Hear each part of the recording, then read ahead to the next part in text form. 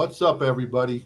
This is the Lifers channel on the LA Times. Man, we thank you for stopping in. We pray that you will get some wisdom today for your life, or maybe you got a loved one.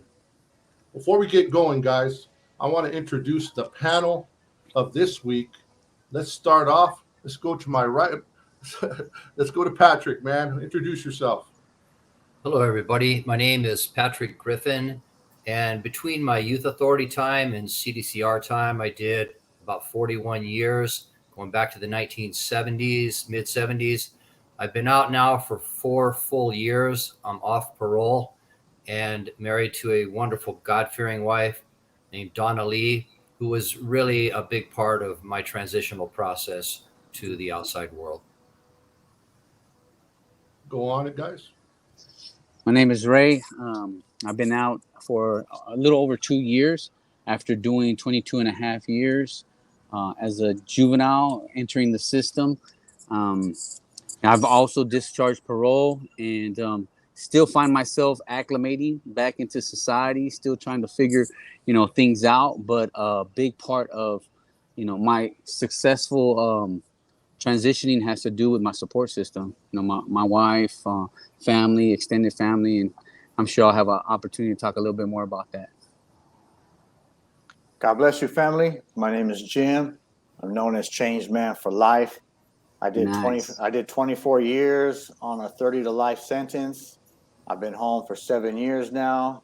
Also off parole. Also blessed to have a beautiful wife and a great support system. And I'm looking forward to this conversation. Nice. Yes, sir.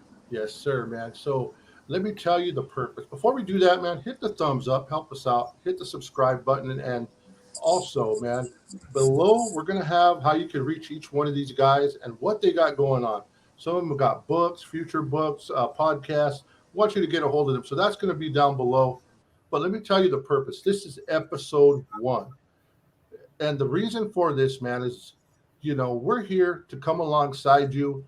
And these guys have wisdom that they have shared, that they have went through in all these years. All these guys did 20 plus years in prison, man.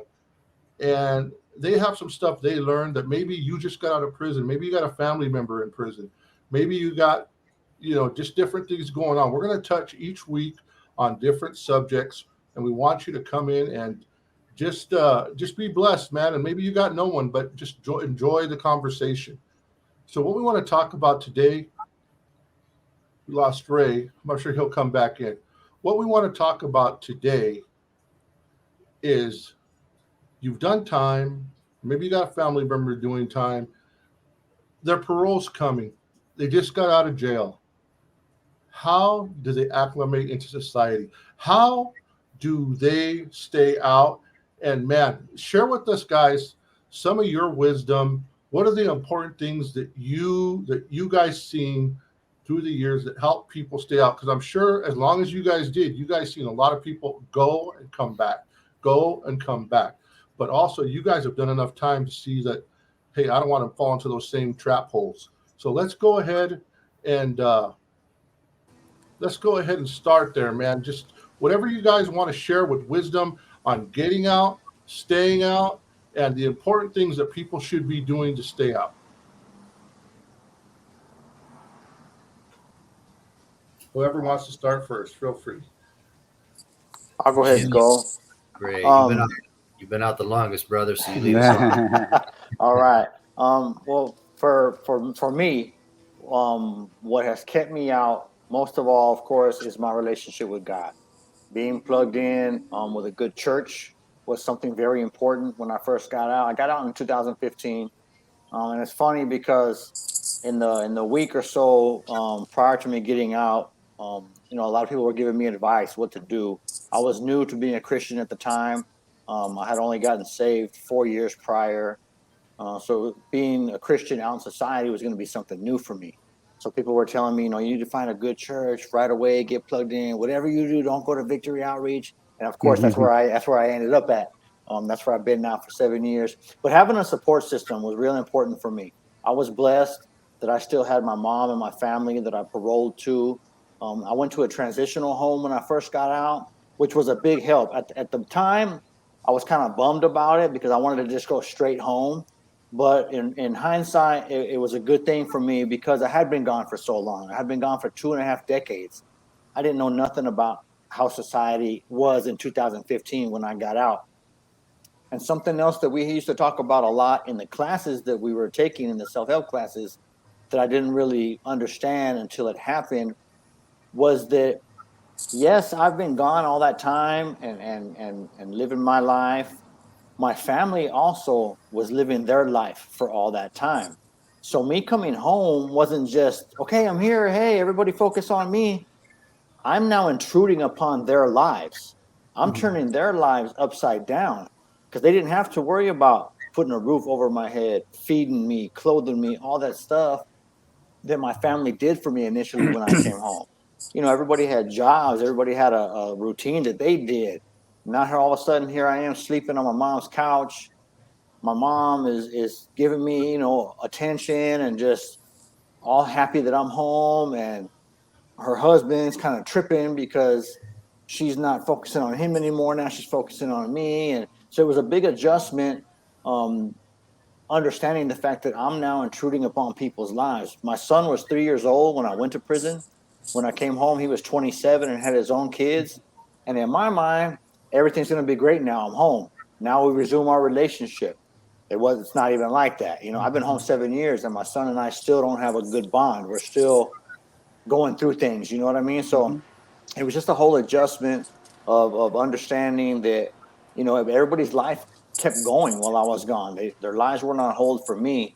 But again, as I said, having that support system, getting plugged into church, and really staying focused on wanting to get off parole, wanting to maintain my freedom is what really helped me stay out for 7 years now. My whole life, and to some people it's gonna sound boring or whatever, my whole life is work, church, and home. And that's it.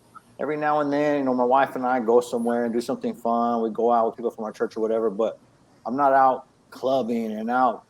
You know, I would like to travel at some point, but really right now everything is just work, church, and home. And that's what's helped me to stay out this long. Awesome, awesome. What about you, Patrick? What do you think? Yeah, for What helped me, you? well, first I'll say that in my recent term, I went in at age 21 and came out at 61. So the world had changed so much. I paroled. Unfortunately, I could not parole directly to my wife where I needed to be. I had to go to a halfway house in Los Angeles. And because there were no open beds in the program I had been accepted into, I was shuffled off into a drug program. So I had to spend 5 days a week, all day, sitting in classes like anger management, substance abuse, and which are issue. If I still had issues with those, the parole board would not have even found me suitable for parole.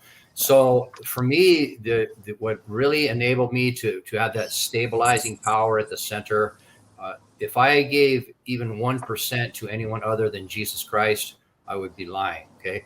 It was through the years of being in there, walking with him, clinging to Jesus, knowing him as my savior, my shepherd, my sanity, through from yard to yard, decade to decade, in all kinds of situations. That prepared me for coming into a world that had changed so much. I don't think I'll ever really get my mind around it, but to keep an emotional stability at the center, to stay calm when I feel intimidated or frustrated. And so, having said that, I want to comment also on the imperative for me of the support I had from my wife, my sisters, and my close long-term friends, Fred and Lilia Mendrin. These people were just not, I don't even know how to really put it into words, but to have that support, that close, that network of people who really are there for you, it made that transition so much more possible for me. Now, when I say the transition possible, I have never experienced any kind of struggle about going back to my old way of life. Okay, the criminal instinct in me, I wanted to hang out with the fellas, the drugs, any of that. That doesn't. I don't even have to wrestle with that. for me, the biggest challenge is coming out of there at such an age, and my first job, I was holding signs on a corner, spinning signs, and people driving by, and did you see this old man out spinning signs? And that I would reflect. I would think, when I was a kid, I didn't envision that when I'm an old man, I'm going to be out here holding a sign out on the street for minimum wage.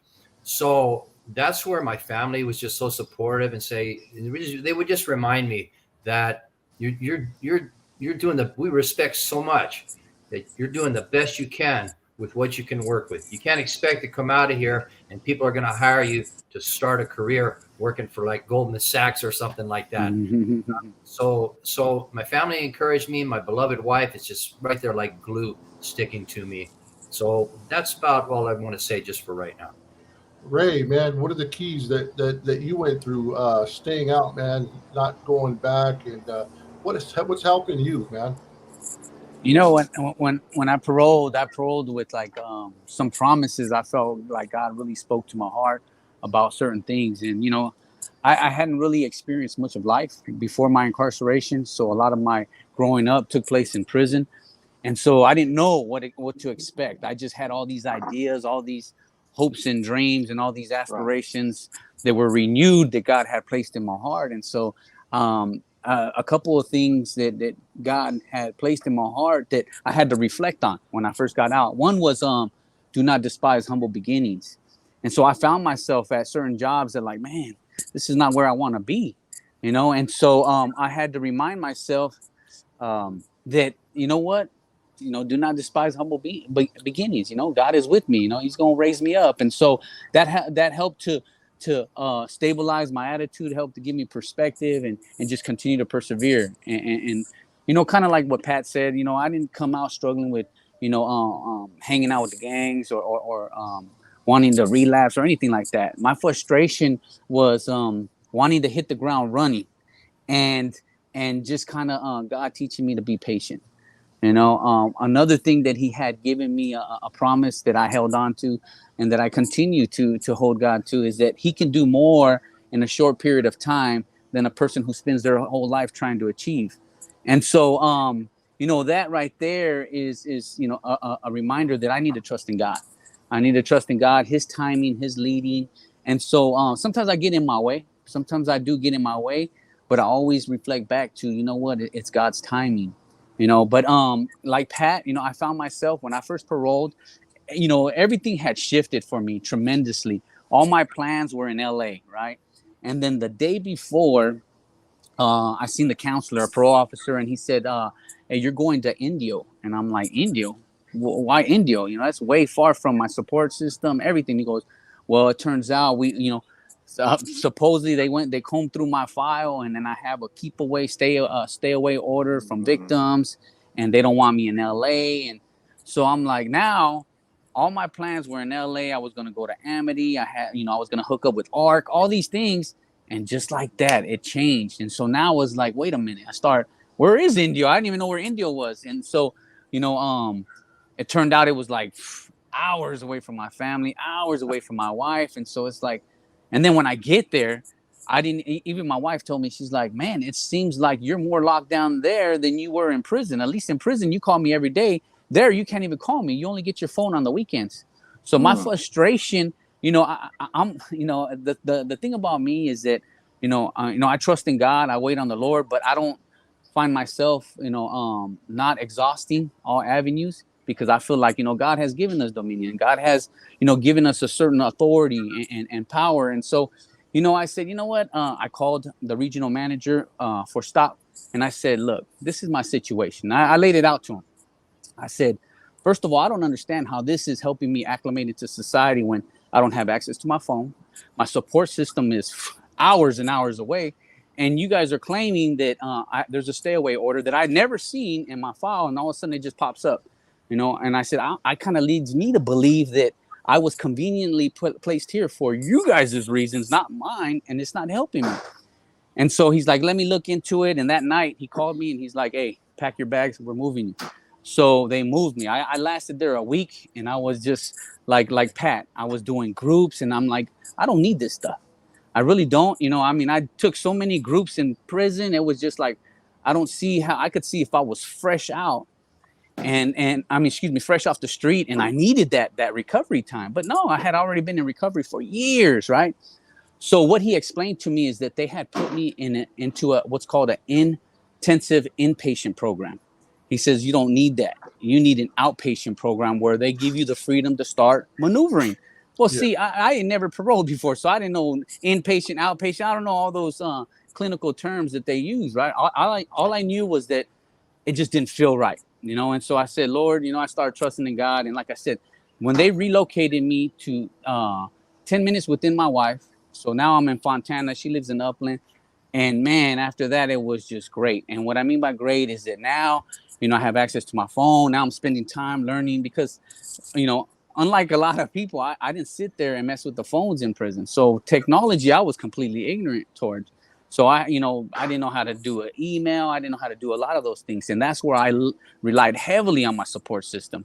I mean, for basic things, So just to kind of answer the question, it was my support system, but also one of the big things is advocating for myself.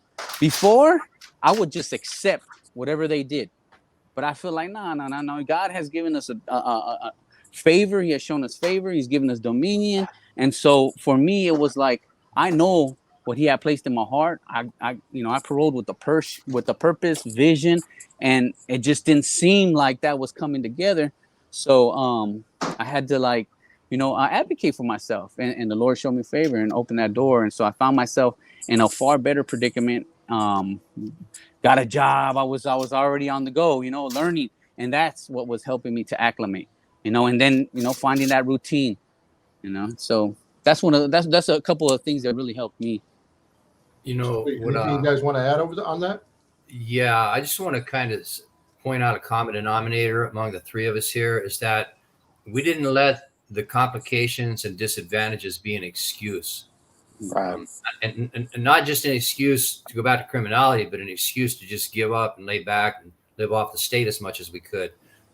We came out determined to do whatever was possible for us. And by staying the course, God opened doors here and there. And it's still a struggle. Still really is. I still feel challenged. Sometimes I feel a little scared, but we're pushing on. Absolutely. Yeah, and I want to, and also on this kind of subject, getting out. When you guys got out, can you share what was your mindset? Was there apprehension? Were you scared? Were you scared to face the coming months or year? Were you scared? And then how did you overcome? And I'm not saying everybody's completely there, that everybody's overcome everything, but there had to be a mindset where I remember being locked up, and I remember walking the track, right? And then there was this one dude I used to hang out with. He started walking the opposite way, and I'm like, what are you doing that for? He's all, well, because I've always been doing this for years and years and years. I'm getting out. I'm trying to change it. So kind of like that's a fleshly example, but can you guys give me the example, man, how you went through your mind changes that made you succeed where you're at now?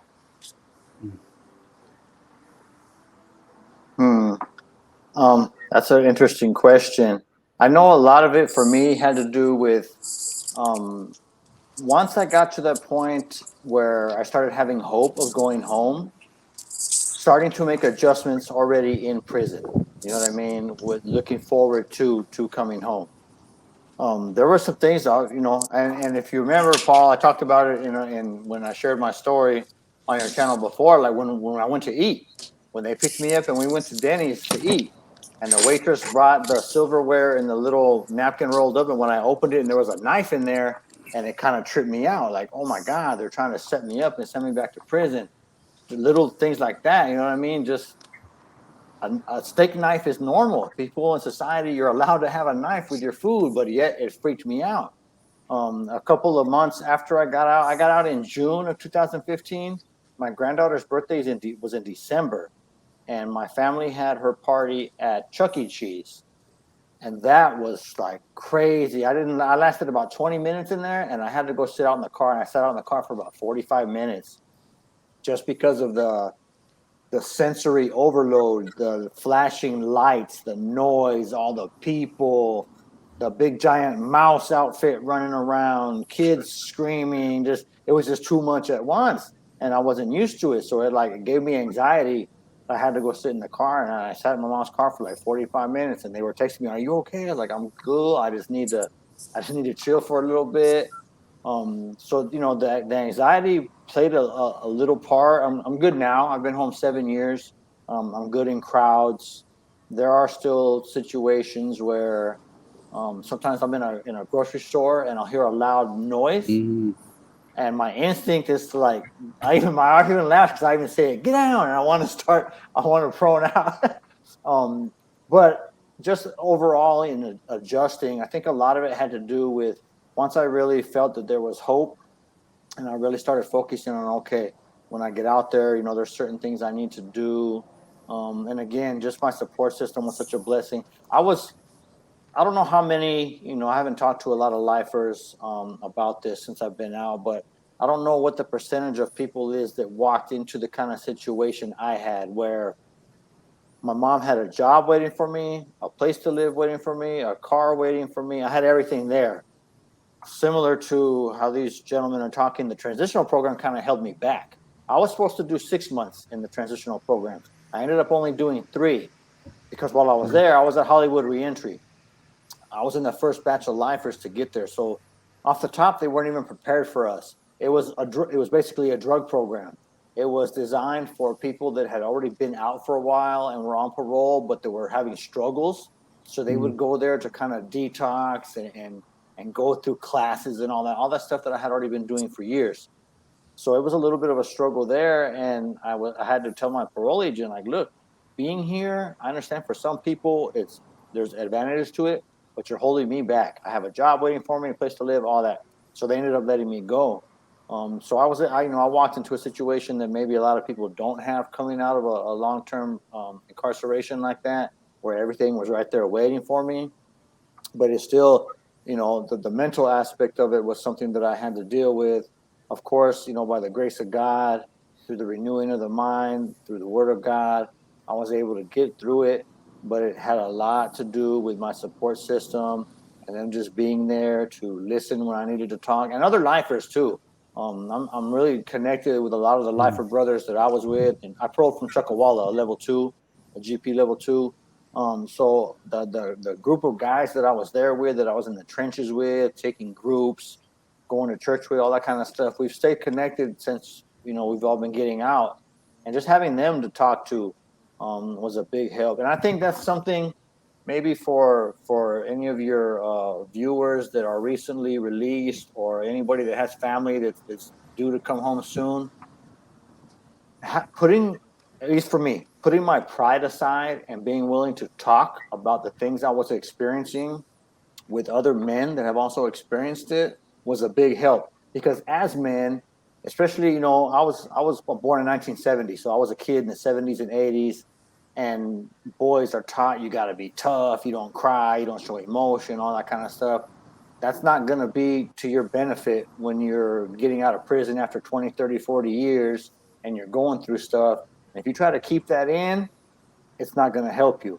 You have to be able to put that pride aside, to understand that it's okay to ask for help. It's okay to get angry. It's okay to get sad. It's okay to have feelings and to express them.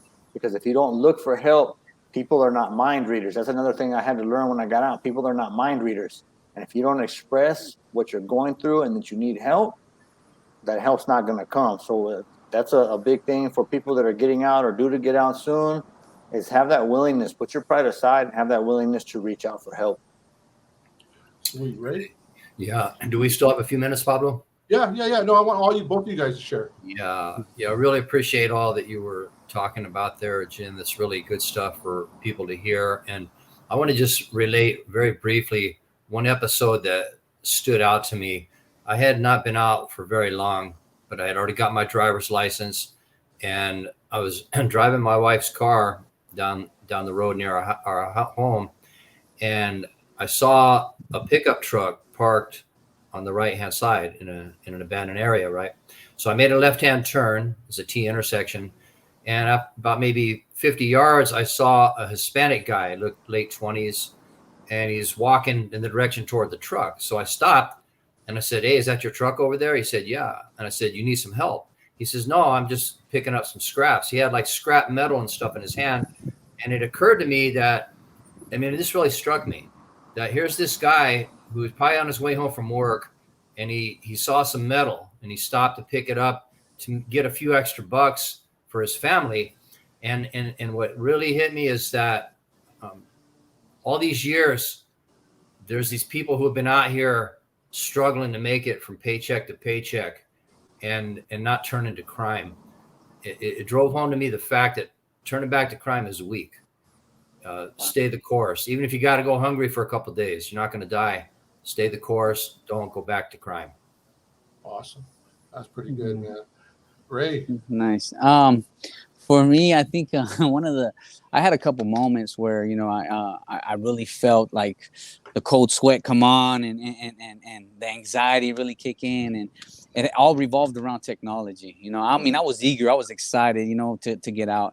And in my mindset, you know, like I said, I was ready, you know, I was ready. I felt like when I got found suitable, I took so much time off my sentence that they came back and they said, "Okay, Governor Newsom signed off on your date, but you owe us time." And I'm like, "I owe you time?" And they said, "Well, you haven't hit your base term."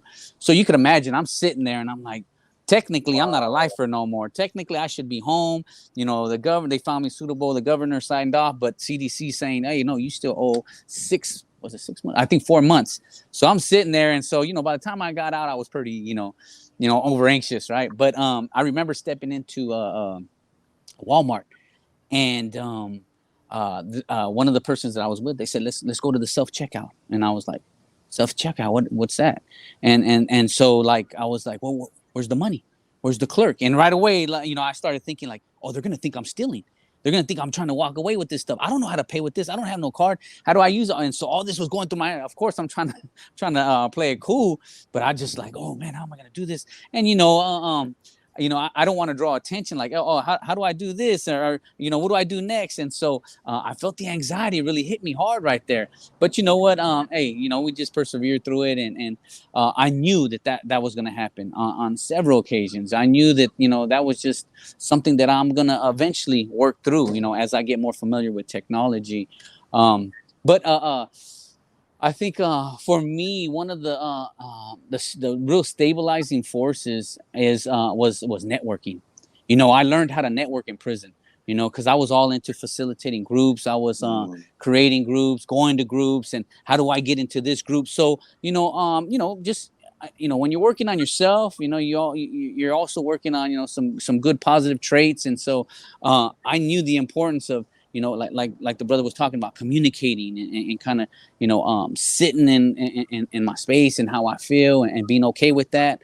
And also, it wasn't it's not a crime to reach out to people and Right. act, or show vulnerability, or let them know. And so and one thing that I realized about people is that there's genuine people out here who really want to help.